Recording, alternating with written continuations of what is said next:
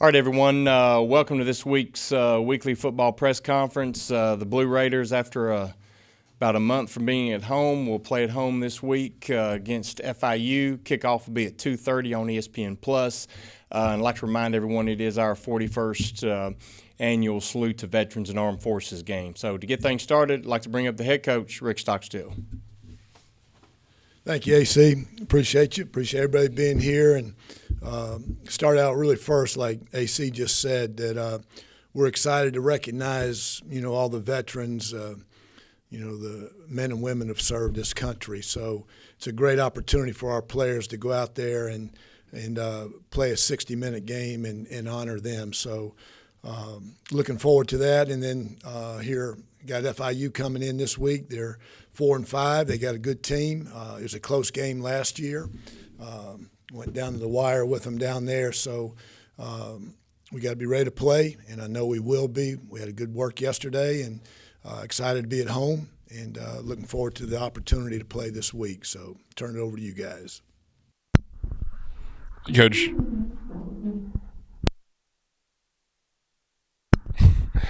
Coach, it seemed like FIU has improved quite a bit from where they were a season ago in certain facets. What are some of the things that they do really well on both sides of the ball that can provide challenges to you guys? Well, I think the big thing they've always had great team speed, and I think they're extremely fast on defense. It's the second year in the system now for them.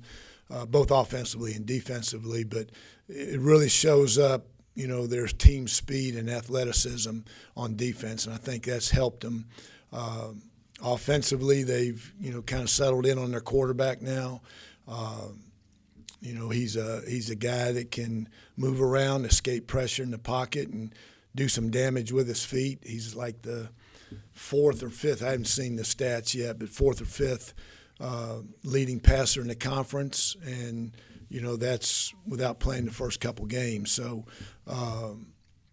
they've got good skill. I think that's, Sam, to answer your question, they've got good skill, good athleticism, good speed on both sides of the ball that can create some matchup issues. And then for Middle Tennessee, obviously there's a lot of offensive line penalties last week against New Mexico State. I forget how many, just because so many were declined in the game. Looking back at the tape when y'all got back here on Sunday, was it stuff that you think is correctable, or like what was your reaction to that once you got a chance to review the film?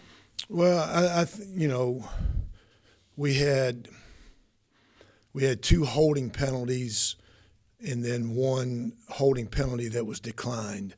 And I told our team, and I've always said this, holding penalties, pass interference penalties, those things are going to happen in the course of a game. Those are effort plays. Yeah, you got to be smarter, know when to let go and all that kind of stuff.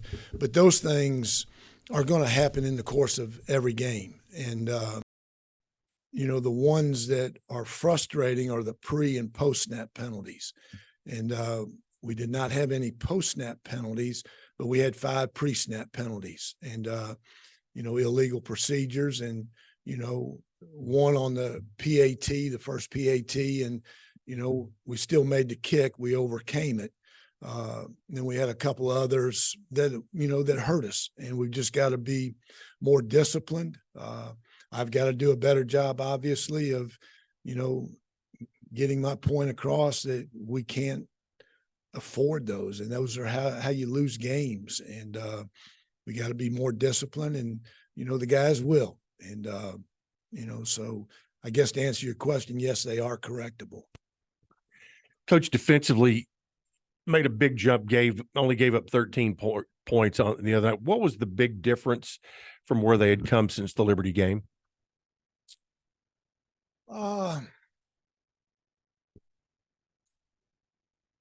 Chip, the quarterback at Liberty, he got out, he had 165, 170 yards rushing himself. The quarterback at New Mexico State, I think he was in the 60s. They're two different style quarterbacks, obviously. the quarterback still got out on some runs, converted some key third down runs. We gave up, probably 6 or 7 explosive runs, a couple explosive passes. Against Liberty, we gave up a lot of explosive passes. They got over the top of us more than what New Mexico State did. So we did a better job of not letting the ball get over the top of us. And then, they're 2 different style quarterbacks, but we cut the rushing yards, in half from the quarterback. They still had almost 200 yards rushing. We gave up 400 at Liberty. So I just think probably we tackled a little bit better than what we did at Liberty. We didn't let the ball go over the top of us like we did at Liberty. And we didn't give up as many running yards running to the quarterback. So I think all that had something to do with it. Coach, after only scoring 7 points last week, what are some things that the offense can do to get back in a groove this week? Yeah, that was disappointing. In this day and time, you got to score. And, we had 3 straight games of scoring 30-plus points. And then, so you felt like, you're in a pretty good rhythm offensively. And then coming out of this game, only scoring 7 was very frustrating. And a lot of it, not a lot of it, but we just, the first 5 possessions we punted of the game. You've got to make plays. You got to get explosive plays, to extend drives. And we didn't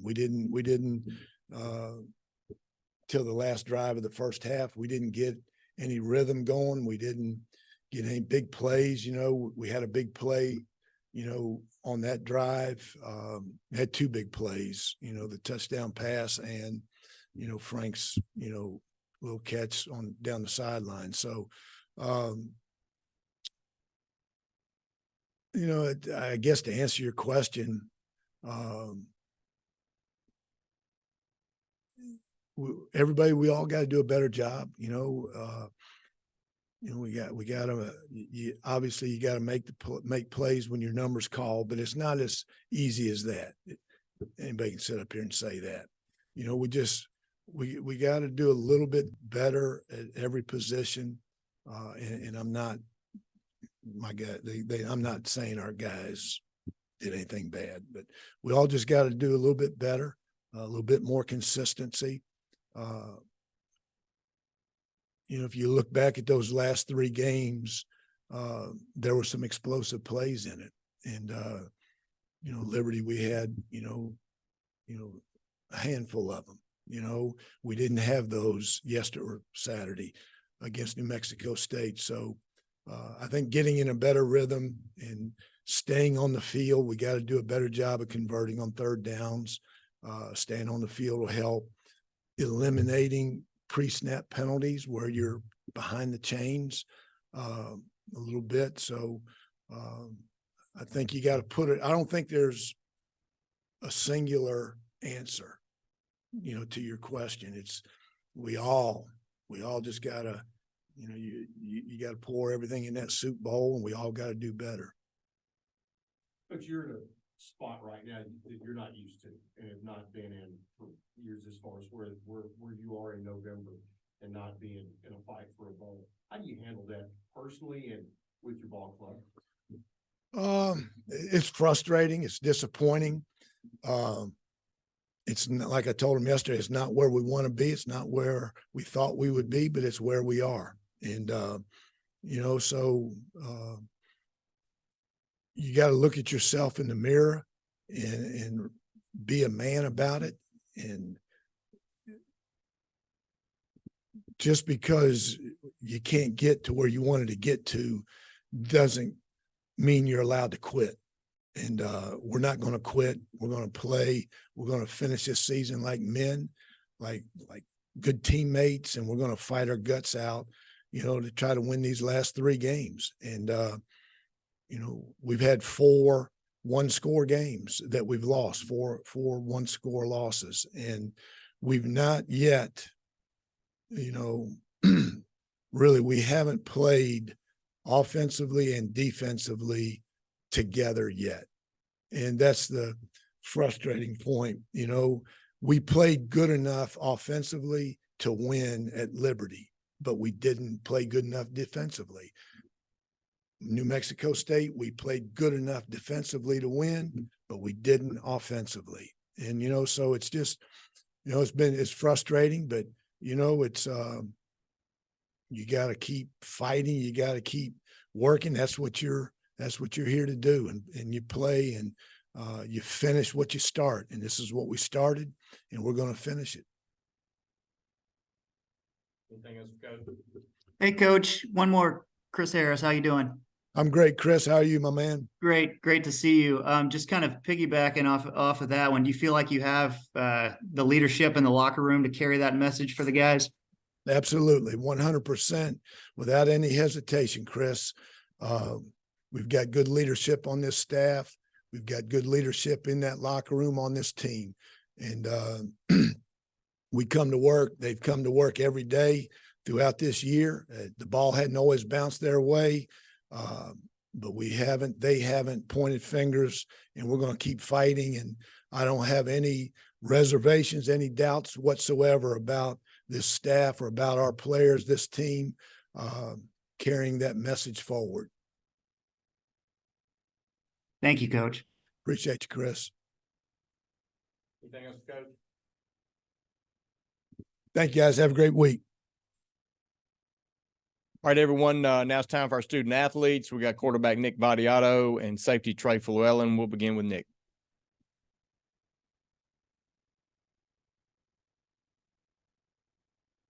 Nick, you can probably guess, I'll start you off with our opponent this week. FIU seems to have improved a decent bit from last year.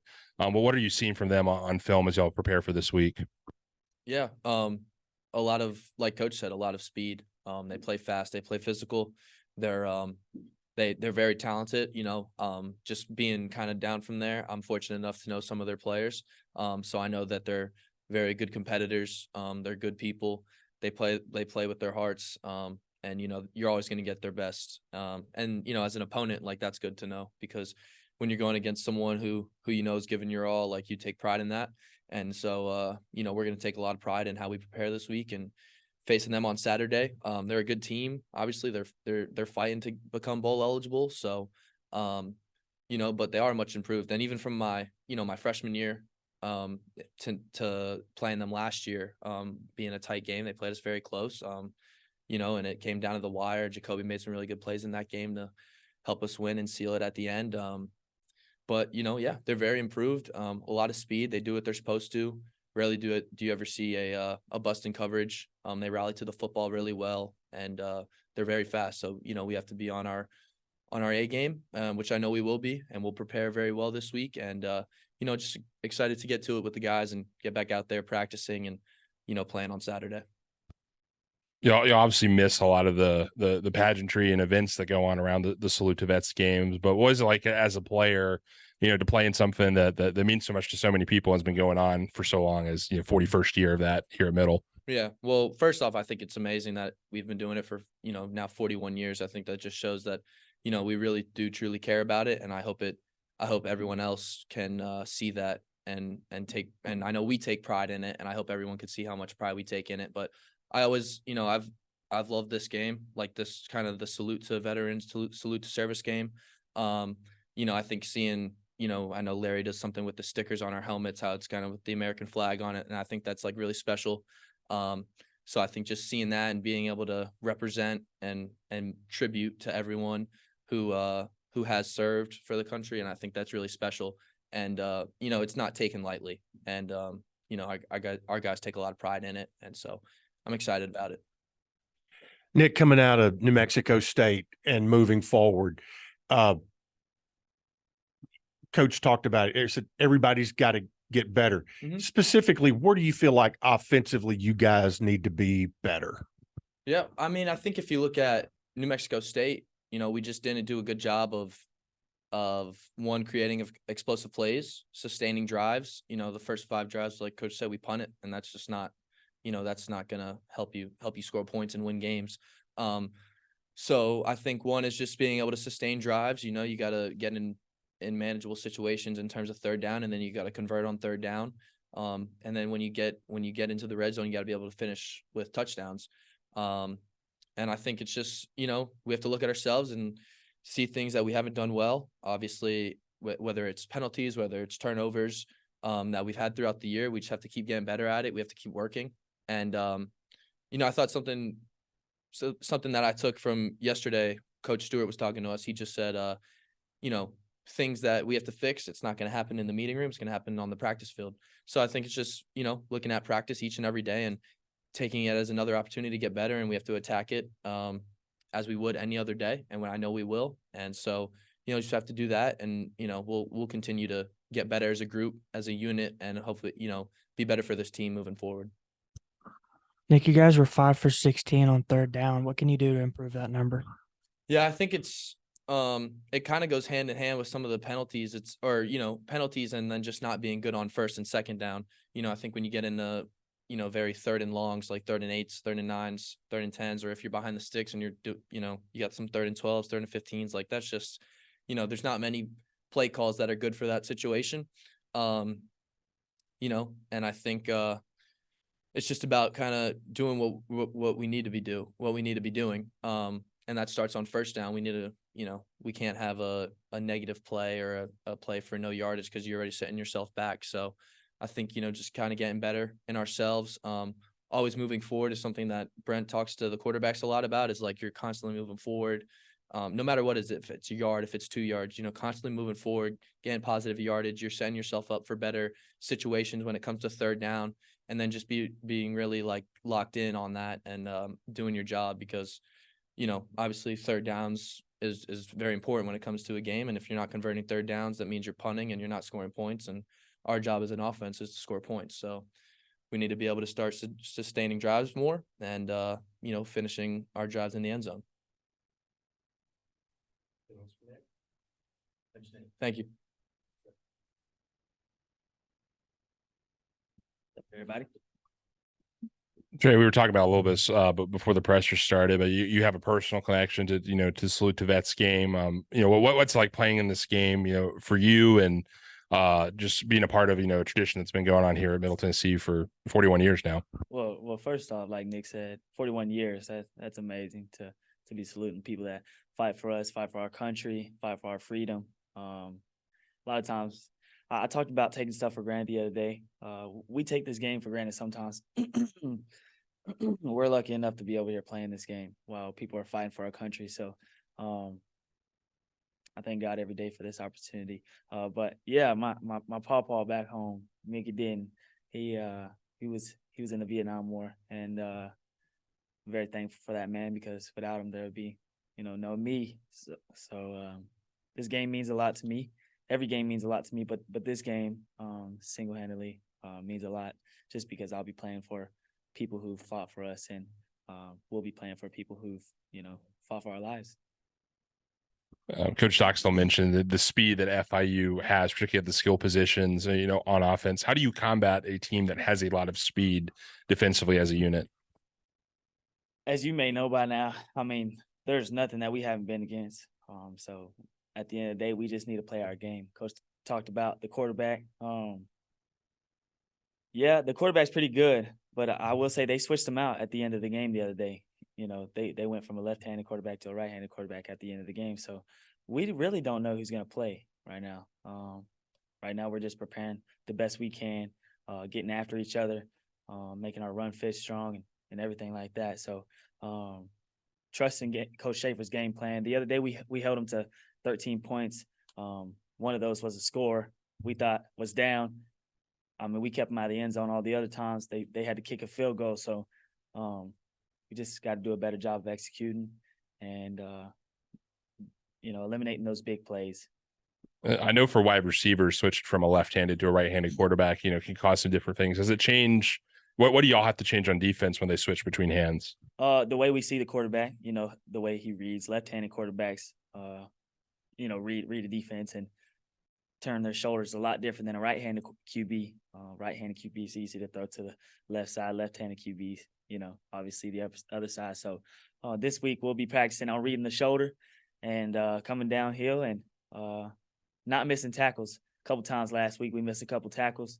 We need a better job of attacking that shoulder and getting them down. So, everybody wants big hits and stuff, but we just need to work on getting the person down, not letting them, get outside of us and not, we don't want to be in a position that we have to sweep tackle anymore. So just eliminating the big plays and doing stuff like that.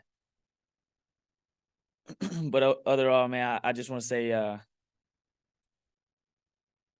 we need to finish strong.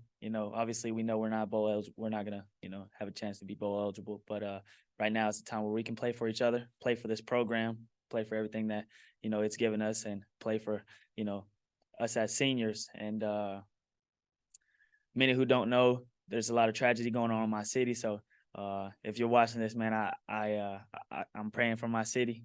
I hope that y'all pray for my city. A lot of things going on. So love all you back home that's watching this, and I appreciate y'all.